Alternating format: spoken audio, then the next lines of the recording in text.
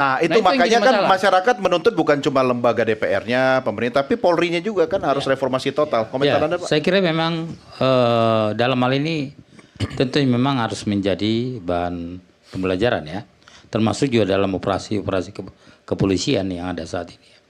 Bahkan kalau kita lihat saat ini nggak banyak sekali sorotan terhadap kepolisian ya, termasuk adanya kemarin atas kematian Apan Kurniawan ya. Saya kira ini walaupun misalnya itu tidak disana, tetapi lagi-lagi masyarakat itu kurang menerima ya. Ada misalnya masyarakat jadi korban, dan ini tentu saja menjadi pengalaman berharga buat Polri di dalam menjalankan kegiatan atau operasi kepolisian, termasuk juga mengamankan demo. Memang yang jadi masalah adalah kadang-kadang, bahkan kalau kita lihat di beberapa tempat ada juga sorotan ya terhadap tindakan kepolisian ya. Iya. Memang kadang-kadang menjadi dilema. Kenapa demikian? Kan DPR sama polisi sama-sama tidak mendapat kepercayaan masyarakat. Iya. Paling tidak Polri juga sambil pembenahan itu berusaha meningkatkan kepercayaan publik dong. Betul. Makanya kan yang dilakukan saat ini adalah terus lakukan pembinaan. Kalau kita lihat Kapolri juga terus berupaya bagaimana caranya biar tingkat kepercayaan masyarakat terhadap Polri itu Cara yang harus paling baik. efektif menurut Anda gimana? Ya, pertama Reformasi adalah Polri. termasuk pengamanan demo, karena saat ini adalah pengamanan demo, tentu memang perlu suatu strategi yang sangat paling tidak seorang Kapolda atau seorang Kapolres, dia harus tahu betul bagaimana kalau misalnya ada demo, tingkat bagaimana kerawannya ya, harus bisa betul-betul dilakukan analisa ya. Jangan sampai misalnya apalagi kayak kemarin ya, ada rame di sana, rame di sini tidak terkendali dengan baik ya. Maka yang diharapkan masyarakat di sini adalah polisi walaupun misalnya mendapatkan kecaman atau mungkin dibully, tetapi Polri harus tetap tenang memberikan pelayanan kepada masyarakat. Jadi nggak perlu tidak boleh emosi ya. Jadi nggak perlu ganti Kapolri dulu sekarang. Saya kira belum waktunya ya. Kita serahkan pada Bapak Presiden ya. Oke, baik. Mas Gusma? Ya, saya lebih menyoroti ada problem soal ruang atau jembatan komunikasi antara pemerintah sampai ke masyarakat, antara legislatif sampai ke masyarakat. Legislatif kita sudah diskusi banyak. Contoh misalkan ya, Presiden menyampaikan bahwa pemerintah sudah mengambil alih 3 juta lahan yang dulu dikuasai oleh pengusaha yang sudah keluar HGU-nya, tetapi 5 tahun 10 tahun tidak dikelola. Nah, konteksnya kan menurut saya itu capaian, tetapi masyarakat hampir belum semua atau mendapat mungkin mayoritas informasi aja belum. Artinya ada problem dari eksekutif untuk bagaimana program-program pemerintah itu sampai ke masyarakat itu informasinya detail begitu. Yang penting informasinya nyampe dulu ya. Informasinya setelah karena itu begini, manfaatnya dong. Karena kita lihat misalnya perdebatan selama isu-isu tuntutan yang demonstrasi ini. Contoh RU perampasan aset. Tadi malam itu ada Serikat Buruh menyampaikan perampasan aset bagaimana Pak Presiden. Pak Presiden sampai langsung lugas menyampaikan, saya kan di depan aksi May Day sudah berkomitmen di depan kalian. Saya siap mengawal undang-undang perampasan aset. Nah, hal-hal yang sifatnya saling bolak-balik informasi macam ini kan harus dekat. Kemudian ada langkah-langkah yang kemudian per tahap disampaikan ke publik. Oh, sudah sampai di sini. Tapi terukur. Sudah sampai di sini terukur. Nah, oke, Bapak-bapak sebentar. Itu kuncinya di situ. Saya tidak ingin dituduh berkonspirasi karena saya sudah harus memberikan kesempatan closing statement kepada Anda semua. Masing-masing menyiapkan 30 detik closing statement. Saya awali dari Kiai dulu, silakan ke Kiai sebagai penutup apa yang bisa Anda sampaikan kepada seluruh komponen masyarakat kita.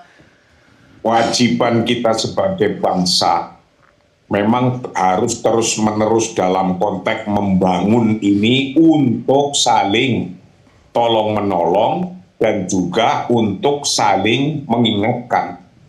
Tolong-menolong iya, dukung-mendukung iya, tapi mengingatkan itu juga penting karena kadang kita kalau sudah berjalan di depan, kadang-kadang kita nggak terasa beloknya dilihat dari belakang. Nggak usah kita ngelihat negatif terus, juga kita harus juga mempunyai optimisme membangun bangsa ini ke depan. Ketika kita dibilangin gelap terus, ketika kita juga nggak berusaha untuk menerangkan, maka ya sama saja nanti. Jadi ketika kita ngomong gelap ya sambil juga kita berusaha untuk menerangkan, untuk membuat yang gelap menjadi terang. Ya. Itu kira-kira. Ya, baik. Mas Jayadi, silakan. Pertama saya kira peristiwa beberapa hari terakhir itu jelas memberikan pelajaran yang mahal. Jadi pelajaran semahal apa lagi pelajaran harus kita ambil? Semahal hampir 1 triliun Iya, biaya perbaikannya. Itu dari segi dari segi materi ya, dari segi mental, spiritual, dari segi psikologis ya. Jadi kalau pemerintah dan semua penyelenggara negara tidak mengambil pelajaran dari peristiwa ini, maka memang kita sulit untuk maju ke depan. Itu satu. Yang kedua, saya kira yang sangat penting dalam rangka menindaklanjuti masalah-masalah dan pelajaran itu adalah, saya kira ya kita semua, terutama penyelenggara negara, gimana sih supaya berusaha sedapat mungkin kalau dia bilang A, yang dia lakukan juga A. Gitu. Konsisten. Ya, konsistensi dan transparansi. Ya. Gitu. Oke, Pak Edi. Ya, pertama apa yang terjadi kemarin saya kira memang ini tidak boleh terjadi pada masa yang datang. Kita harapkan seluruh masyarakat demo-demo lah yang tertib. Sampaikan aspirasi, kemudian jangan sampai ada tindakan yang menjurus kepada pengerusakan, penjaraan, dan juga apalagi fasilitas umum ya. Karena yang rugi adalah kita sendiri. Kita tidak akan mendapatkan fasilitas itu lagi. Dan itu untuk membangun butuh waktu dan butuh dana. Ya. Dan kita harapkan sampaikanlah aspirasi itu dengan tertib. Kemudian juga yang pertama, yang lain adalah perlu diwaspadai, jangan sampai perjuangan-perjuangan itu ada yang menjadi penumpang gelap atau ditunggangi pihak lainnya. Saya kira ini perlu diwaspadai. Oke, Mas Gusma, silakan singkat. Baik, pertama ya tadi hari ini pimpinan agama kita ya, umat kita, kardinal menyampaikan namanya pertobatan nasional. Pertobatan nasional itu mencakup evaluasi masing-masing kita, mulai dari diri kita, kemudian masing-masing lembaga, eksekutif, yudikatif, legislatif, semua mengevaluasi diri. Maka sudah ada permintaan maaf dari semua lembaga itu, menurut saya telah kita belajar dari peristiwa kemarin. Yang berikutnya secara praktek ya kita mengawal, kemudian mendukung dan terus memberikan masukan, kritikan, yang ruang komunikasi dan dialognya mungkin dan saya yakin sudah akan sedikit lebih terbuka. Ya. Baik itu ke legislatif, tadi Bang Nasir menyampaikan ruang-ruang dibuka, per fraksi mungkin bisa mencontoh juga PKS, ya ada waktu rutin. Kemudian ke eksekutif juga seperti itu, semua kementerian lembaga juga membuka diri, berdialog dengan seluruh stakeholder. Dan kemudian di tingkat yang lain, ya ruang-ruang bertemu dengan penjaga-penjaga, kalau bahasanya Ketua Umum Pemuda Muhammadiyah itu provider spiritual. Oke. Nah, Iya. jadi provider spiritual itu ya tokoh agama, tokoh adat, Penjaga tokoh hati.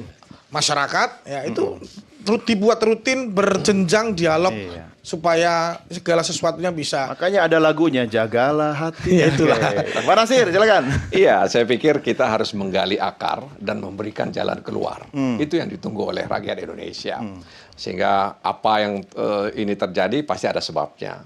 Dan karena itu pemerintah diharapkan ya berupaya keras, berpikir keras ya agar kemudian bisa memberikan jalan ya kepada masyarakat Indonesia yang hari ini barangkali mereka mengalami berbagai macam kesulitan. Ya. Jadi pertumbuhan ekonomi itu harus dinikmati oleh semua orang. Iya, dan merata. Iya. Oke. Saya minta Anda memberikan tips dan saran kalau sahabat saya ini mau maju jadi anggota dewan, apa yang harus dilakukan? Kira-kira apa? Selain belajar mendengar yang baik. Dan simpan mata aja. Saya jadi dosen aja.